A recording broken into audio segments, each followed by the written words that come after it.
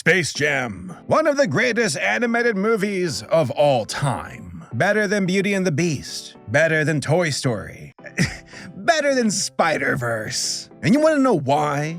2 words. Lola Bunny.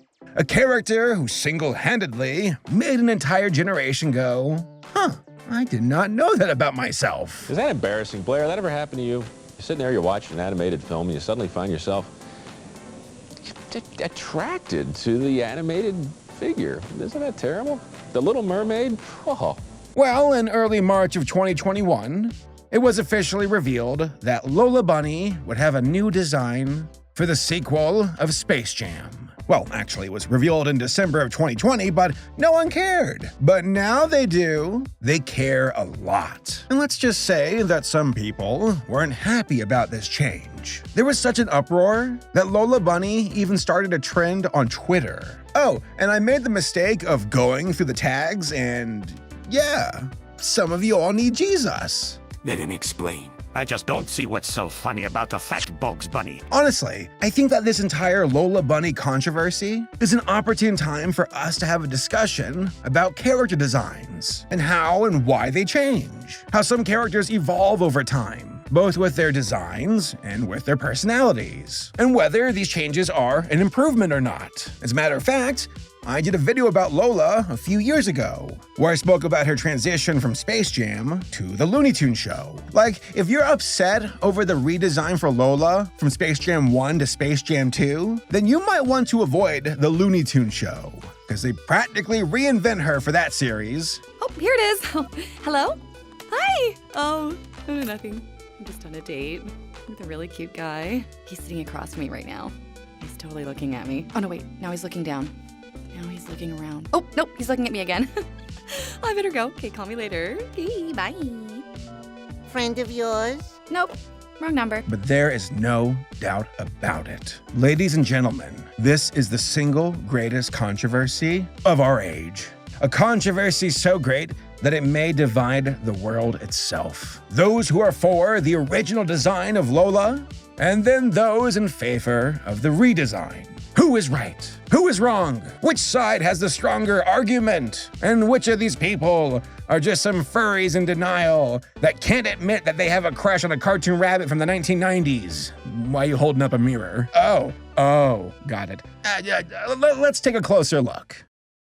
Before we dive into the Lola Bunny controversy, I think it's important to know about the origins of Lola and how she came to be. So technically, Lola's origin dates back to the 1950s, with a precursor character called Honey Bunny. She was a little white rabbit who was initially the cousin of Bugs Bunny. Now, this early design was more of a prototype, as Honey would get a more proper introduction in the mid-1960s via the Looney Tunes comic. At that point, she was no longer related to Bugs and was officially his girlfriend. Since we're not related, it'll be okay. Actually, it's kind of funny. So many people are upset about the recent changes of Lola for Space Jam, yet here you have Honey, who went through massive redesigns over the course of a few years. She went from being a white rabbit to being a little yellow rabbit to essentially being a girl version of Bugs. Which, by the way, have you all seen this version of Bugs in drag?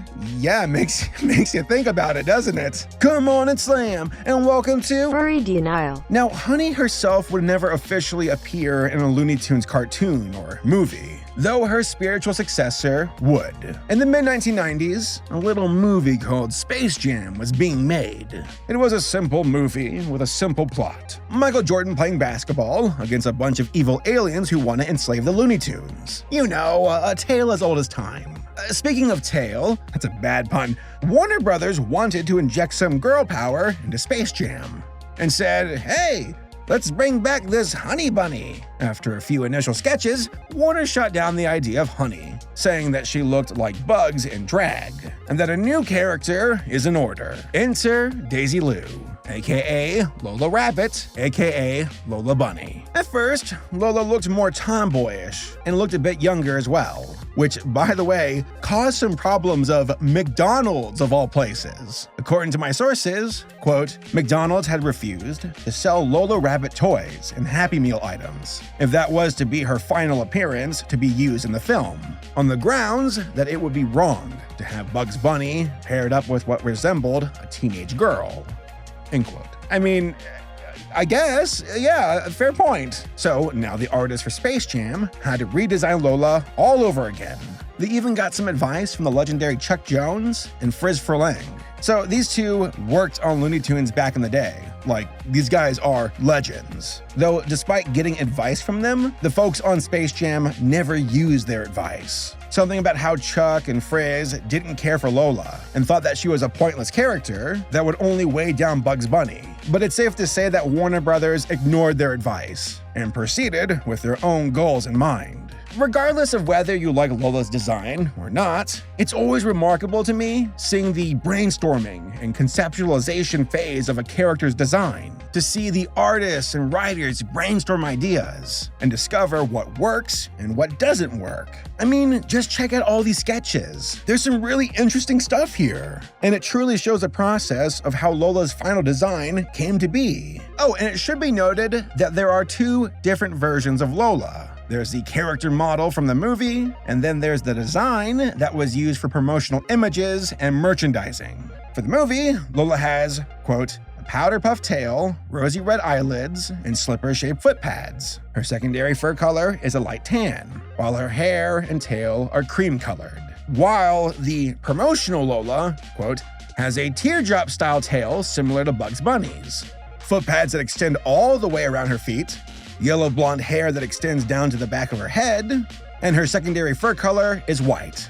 This version of the character is the one dictated by the official Warner Brothers style sheets used for merchandising purposes. End quote. It's pretty funny actually, because apparently this sketch here, which I noticed has been making the rounds on Twitter, has an amusing story behind it. According to Bob Guthrie, an artist who worked on Space Jam and drew this particular sketch, he said that this drawing was a joke that was sent to Warner Brothers by mistake. And Warner was like, unacceptable!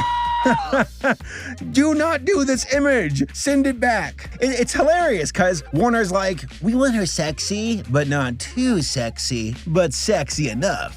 You know what I'm saying? Art commissions, am I right? Actually, truth be told, I'm having a hard time discovering who exactly is responsible for the creation of Lola. Like, I have it narrowed down to a few names, but the answer isn't as straightforward as I thought it would be. According to Lola Bunny's wiki page, which, by the way, there's a Lola Bunny wiki page, it says that Lola was created by Herschel Weingrod, Timothy Harris, Leo Benvenuti, and Steve Rudnick.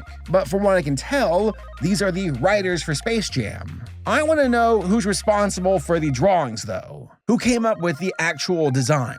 Now, I know I mentioned Bob M. Guthrie before, but I believe that he only worked on the promotional art for Lola, and not the movie designs. People on my Twitter said that it might be Dan Haskett or Jim Camerud. And also, when you look at the credits for Space Jam, it says that the directors of animation are Bruce W. Smith and Tony Cervone. But once more, I'm not getting a clear answer here. Who designed this girl? What are you trying to hide, Warner? Is this some kind of conspiracy?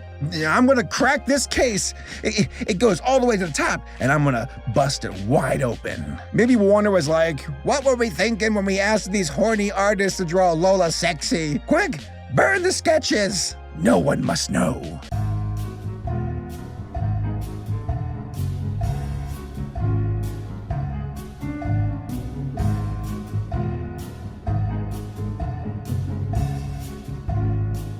At the end, though, we have a character design and personality who is sexy, but not too sexy.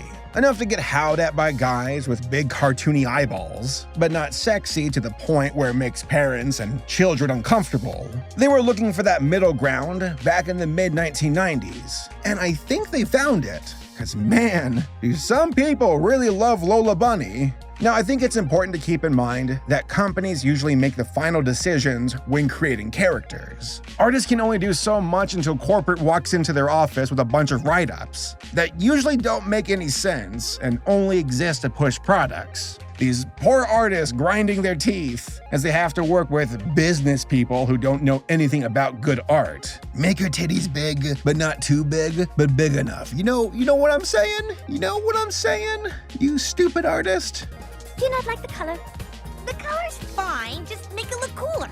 Do you not like the shape? The shape's fine, just make the whole thing, cooler. Thanks. So Space Jam would be the official starting point for the Lola Bunny that many of us know, but this would not be her only appearance. From Space Jam onward, Lola would appear in a handful of other Looney Tune properties. Baby Looney Tunes, Tweety's High-Flying Adventure, Lunatics Unleashed, kind of, Looney Tunes Rabbits Run, New Looney Tunes, and of course, The Looney Tune Show. That Lola is easily my favorite version. They turned her from a sexy basketball player to being this over-the-top, ridiculous stalker. Quite the change of character, but it works really well in the context of the show. If you want to know more about this version of Lola, then go check out my other video. So yeah, Lola Bunny might be relatively new compared to the rest of the cast for Looney Tunes, but she's had her own fair share of changes throughout the years. It's funny because most folks don't know about these different versions of Lola and only care about how she's portrayed in Space Jam, which I guess that makes sense because that's where she got her start. They only know her as that one bunny girl, which was the first step on a slippery slope. Yeah, you know what I'm talking about. So now that you all know a little bit more about the origin of Lola, I suppose we should talk about the reason why we are here to begin with, her design update. It's kind of funny because compared to these other versions of Lola, this change isn't that drastic, yet some people are really up in arms about it. Geez, I wonder why. First off, let's clear the air on this one particular mistake. See this tweet? Well, it's one of the posts that went viral about Lola and her redesign, and it got a lot of people upset. Guess what? That image on the left? That's fan art! The actual Lola from Space Jam isn't nearly as curvy or long in the legs. Like, yeah, she's sexy, but not that sexy. Trust me, Warner made that fact abundantly clear. But as you all can see, that's the main discussion people are having about this redesign, which is, why did they tone down the sexiness of Lola? Now, before I get into it, I just want to laugh at all the people who are like, yeah, I'm not a furry, but they're also like, hey, what did they do with Lola's boobies? Where'd they go? Bro, that was my childhood. Yeah, you keep living in denial. Put the mirror away, Nick. Put it away. Let's compare and contrast. So the original Lola from Space Jam is more sensual, and that's definitely on purpose. Midriff, crop top, short shorts, and just the overall tone of her character, right down to the delivery of her lines and the sexy music that accompanies it. Don't ever call me doll. Again, there is no doubt that Warner Brothers wanted her to be the hot girl, the love interest for Bugs Bunny, the girl who gets Googled at by a crowd of anthropomorphic creatures. Oh, and I guess she's good at basketball too, so there's that. The girl's got some skills. But this new design, this picture that's causing civil unrest and war throughout the entire world, it's not that much of a change. Yeah, they toned things down on her clothes and the size of her chest, but that's really it. Besides those minor tweaks, she's practically the same character from the first movie. And that's where we get into the muddy part of the discussion. For what it's worth, I'm a guy, so maybe I'm missing some perspective, so keep that in mind. I'm just gonna do my best to share my own opinion on the subject. But I do find it ironic that so many people are upset about the new changes with Lola and toning down her sexuality that it almost seems like the character to them is now worthless. That says a lot about how they view the original character. Oh, you're not hot anymore? Well, then what's the point of having you here? Honestly, I feel like that's the main reason why most folks even talk about Lola to begin with. 'Cause she's hot. Not for her character, not for her basketball skills. No, it's 'cause she's hot. This is what we might call dissonance of framing. The text says one thing, the camera says another. And because this is a visual medium, what the audience remembers is what the camera tells them. Now, let me make this clear. There is nothing wrong with having characters who are sexy, but I do think context applies to the situation. One of these things is not like the other things. Well, I guess Michael Jordan. Okay, two of these things are not like the other things. I genuinely think that most people only care about the original Lola because she was sexy. But there's not much more to her character in Space Jam outside of that. And people getting upset at the change only reinforced to me how much weight is placed on her being hot, and that's it. Like, take that away, and what do you have? Well, not much. Warner Brothers wanted a hot girl for Bugs Bunny, and that's really about it. Again, there is nothing wrong with having sexy characters. For example, Jessica Rabbit, another girl who is a love interest for a cartoony rabbit boy. Jessica is incredibly hot. Hell, she's probably one of the most iconic sexy girls in animation, but she genuinely has a great character that works well with her design. She loves her husband Roger. She's compassionate and selfless, and is clever and perceptive. All of these are surprising because when you first are introduced to her, they imply that she's just a pretty face and that's it. But there's so much more to her than that. But compare that to Lola in Space Jam and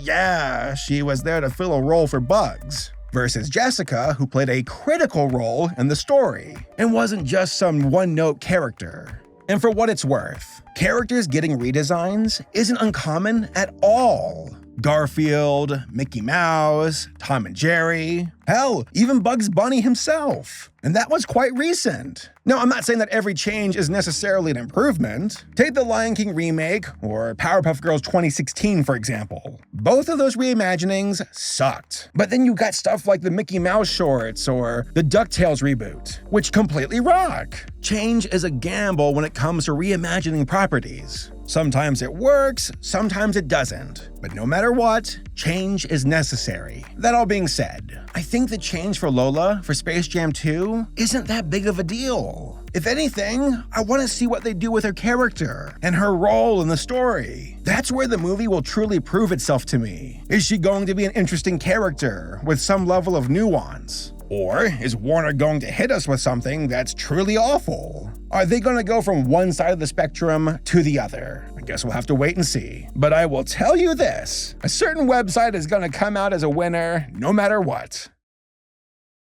In conclusion, I personally believe that people are overreacting to Lola's redesign. I actually think her new character model looks pretty great. It's a good compromise with the old and the new, and it's a solid update for a new audience. That being said, I also like the original Lola too, especially the stuff the artist sketched up while brainstorming her initial design. She's cute on the inside and the outside, and I think that this design could potentially work, just not with Space Jam. HBO Max, come on, it's up to you. Give us an adult-themed Looney Tunes show so we can have this design justified and really have some fun with it. Lola deserves so much more than just Space Jam. Actually, y'all need to open up your third eye. Don't get stuck on this Lola stuff and miss out on the absolute insanity that is Space Jam: A New Legacy. Like, have you read the synopsis for this movie? It is ridiculous. It's going to be such a hot mess, and I cannot wait for it. Hell, maybe I might even make a drunk recap about the first movie for the occasion. Stay tuned. Or stay tuned, squad. Haha, I'm funny.